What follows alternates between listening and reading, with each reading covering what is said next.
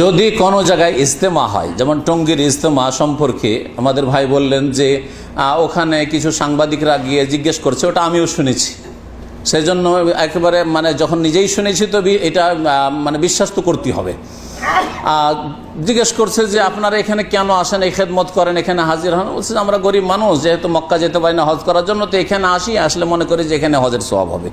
এইরকম আকিদা যদি রাখে তো এটা বিদাতি আকিদা তো নিঃসন্দেহে, বরং এটা শিরক পর্যন্ত পৌঁছিতে পারে।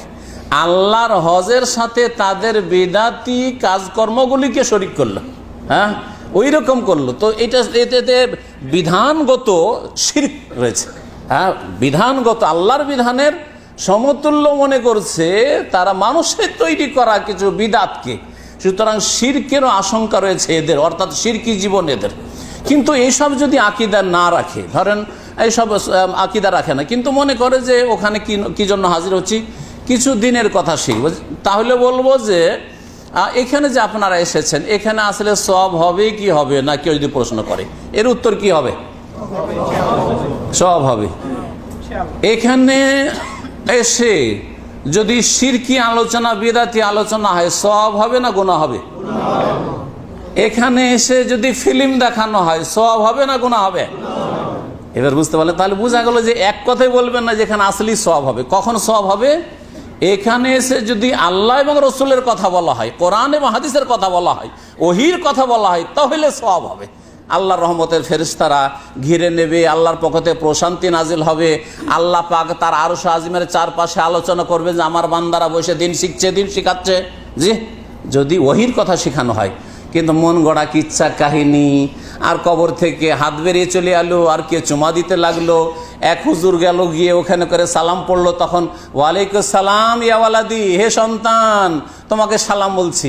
মা এসার জন্য কখনো সালামের জবাব আসলো না, আবু বকরের জন্য সালামের জবাব আসলো না, উমারের জন্য সালামের জবাব আসলো না নবীর কবর থেকে। আর হাতও কোনোদিন মা এসা স্ত্রীর জন্য বেরিয়ে আসলো না যে হাতখানটা একটু চুমা দিবে, মা এসা কোনো বিবির জন্য বেরিয়ে আসলো না। আর এই বিদাতি মোল্লাদের জন্য, সুফিদের জন্য, ভণ্ডদের জন্য নাকি নবীর হাত বেরিয়ে চলে আসে, মদিনা গেলে নাকি হাত বেরিয়ে চলে আসে। বুঝা গেছে? এই সব কথা ফাজাইল আমল তবলিগি নেশাবে আছে, আর এই কিতাবকে কেন্দ্র করে এই ইজতেমা হচ্ছে। সুতরাং ইজতেমাটি কোনো নেকির ইজতেমা নয়, বিদাতি ইজতেমা। আর বিদাতের সম্মিলনে যদি হাজির হন কি হবে, নেকি হবে না গুনাহ হবে, এখন আপনারাই ডিসাইড করেন।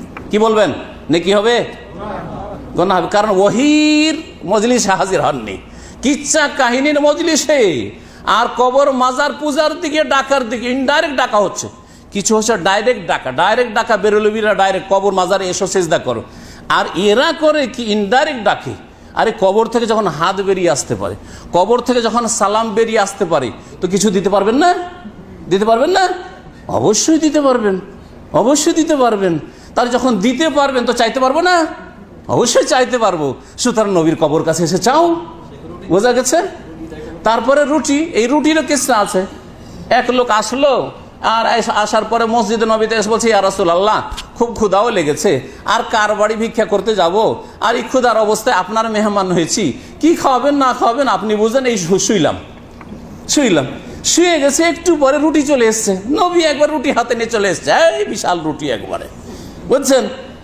বলছে যে রুটি খেতে খেতে অর্ধেক রুটি খাওয়া হয়েছে স্বপ্নে, তারপরে ঘুম ভেঙে গেছে। ঘুম ভাঙলে রুটি থাকে না থাকে না? থাকে।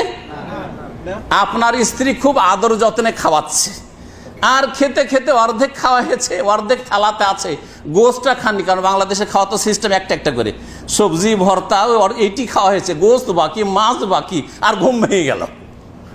কত মনটা খারাপ হয়, রে গোস্তটাই খেতে পেলাম না, মাছটাও খেতে পেলাম না, ঠিক কিনা?